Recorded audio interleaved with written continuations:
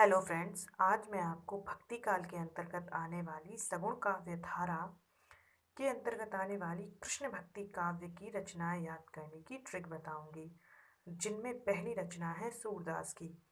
सूर सागर, सूर सारावली, साहित्य लहरी। जिनमें सूर शब्द लगने से ये अपने आप ही एक ट्रिक बन जाती है कि ये सूरदास की रचनाएं हैं। दूसरी रचनाएं है स्वामी हरिदास की। इनकी रचना है सिद्धांत के पद। इसे याद करने की ट्रिक है कि जो व्यक्ति स्वयं का स्वामी हो और हरि का दास हो, वही सिद्धांत के पद लिख सकता है। मतलब जो व्यक्ति स्वयं का स्वामी हो और भगवान का दास हो, वही सिद्धांतवादी हो सकता है और वही सिद्धांत के पद लिख सकता है। इस तरीके से याद रख सकते हैं।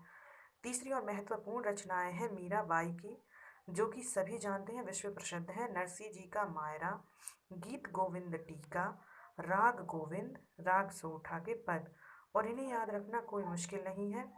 मीराबाई भगवान श्री कृष्ण की भक्त थी और श्री कृष्ण का एक नाम गोविंद था, तो इस तरीके से हम याद रख सकते हैं। पहली रचना गीत गोविंद टीका, मतलब उन्होंने गोविंद के लिए गीत लिखे। और दूसरी राग गोविंद, यानी उन्होंने गोविंद के लिए राग गाए। इस तरीके से हम याद रख सकते हैं। और नरसिंह जी का मायरा तो सभी को पता है। चौथी रचनाएं हैं चंद्र गोपाल की, जिनमें पहली है चंद्र चौरासी और दूसरी है राधा व्रह। इनमें पहली रचना चंद्र चौरासी को याद करने के लिए चंद्र शब्द से हो सकती है याद, और दूसरी रचना है राधा विरह। तो इसके लिए हम शब्द पकड़ेंगे राधा और गोपाल। तो राधा का विरह किसको हुआ था? गोपाल को। तो हम इस तरह से याद रख सकते हैं, राधा विरह चंद्र गोपाल। पांचवी रचना है रसखान की, प्रेम वाटिका सुजान रसखान। तो इसे याद रखना कोई मुश्किल नहीं है। सुजान रसखान, रसखान शब्द के साथ याद हो जाएगा। और प्रेम वाटिका दो चार बार याद करने में हो जाएगी। अगली रचनाएं हैं नंददास की। नंददास की रचनाओं में पहली है अनेकार्थ मंजरी, मान मंजरी, विरह मंजरी, रूप मंजरी, सुदामा चरित, रास पंचाध्यायी, भंवर गीत। और ये मोस्ट आईएमपी रचनाएं हैं नंददास की, जिनमें चार रचनाएं तो मंजरी शब्द लगने से याद हो जाएंगी। अनेकार्थ मंजरी, मान मंजरी, विरह मंजरी, रूप मंजरी। मतलब जिस भी रचना के पीछे मंजरी है वो नंददास की रचना है। पांचवी रचना है सुदामा चरित। तो इसे याद करने की ट्रिक है, नंद दास यानी नंद बाबा के दास थे, उनके पुत्र सुदामा हुए। मतलब नंद बाबा ने अपने दास के पुत्र सुदामा के लिए रचना करी। तो क्या हो जाएगा? नंद दास सुदामा चरित। मतलब नंद बाबा ने अपने दास पुत्र सुदामा के लिए रचना करी, तो नंद दास सुदामा चरित। अगली है रास पंचाध्यायी। तो इसे याद करने की भी एक फनी ट्रिक है कि नंद बाबा के पुत्र थे भगवान श्री कृष्ण, और भगवान श्री कृष्ण बहुत रास करते थे। तो ये नंद बाबा ने देखकर उनके रास पर ही एक रचना करी, रास पंचाध्यायी। आप इस तरीके से याद कर सकते हैं। देखिए, रचनाओं को याद करने के लिए कुछ ट्रिक होनी चाहिए जो हमारे दिमाग में लंबे समय तक सेट हो सके। इस तरह से आप शब्दों को जोड़िए। अगली रचना है भंवर गीत। भंवर गीत नंददास की रचना है और एक रचना है भ्रमर गीत, जो कि सूरदास की रचना है। आप इन दोनों को ध्यान से देखिए।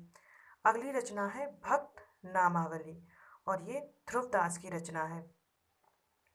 इसे याद करने की ट्रिक है, भक्त नामावली यानी जो भक्त भगवान के नाम से जुड़ जाता है, जैसे तुलसीदास, मीराबाई, वो ध्रुव तारे के समान चमकते हैं। आप इस तरीके से याद कर सकते हैं कि जो भक्त भगवान के नाम के साथ जुड़ जाता है वो ध्रुव तारे के समान चमकता है। तो इस प्रकार से रचना हो जाएगी भक्त नामावली, ध्रुवदास की रचना। अगली है केली माधुरी, वंशीवट माधुरी, वृंदावन माधुरी, और ये माधव दास माधुरी की रचनाएं हैं। इन्हें याद करना कुछ भी मुश्किल नहीं है, इनके पीछे माधुरी शब्द है, तो ये आराम से याद हो जाएंगी। अगली रचना है दान लीला। ये चतुर्भुज दास की भी है और एक दान लीला रस खान की भी है। तो आपको ये ध्यान रखना है, और इसी तरीके की मिस्टेक्स एग्जाम में अक्सर होती हैं, तो आप इन चीज़ों के बारे में विशेष ध्यान रखा करें। लेकिन इन दोनों में से कोई एक ही ऑप्शन में आएगा जिसे आपको टिक करना है। चतुर्भुज दास की दान लीला को याद करने की ट्रिक मैं आपको बता देती हूँ।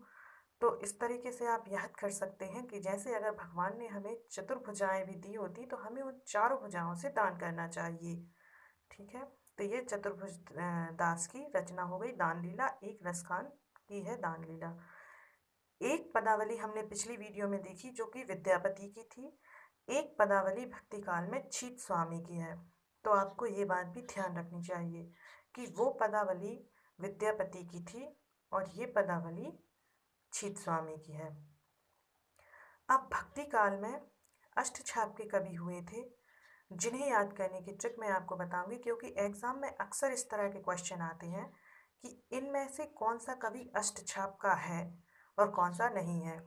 तो अष्टछाप में 8 कवि हुए थे और अष्टछाप की स्थापना विट्ठल नाथ के द्वारा की गई थी और विट्ठल नाथ जो थे वो वल्लभाचार्य के पुत्र थे।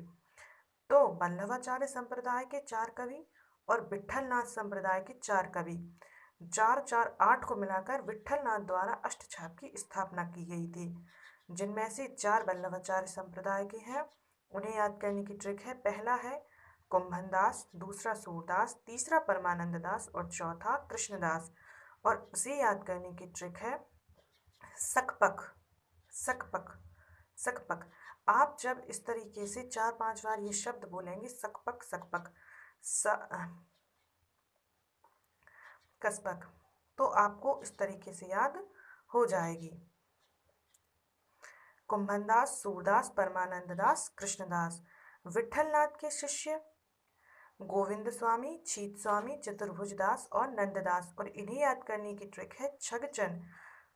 आप इनको अपने हिसाब से लिखकर और उनकी इसी तरीके से ट्रिक बनाकर आराम से याद कर सकते हैं, क्योंकि इन शब्दों को इसी तरीके से याद किया जा सकता है, वैसे ही हमारे माइंड से कब उड़ जाती हैं हमें पता भी नहीं चलता।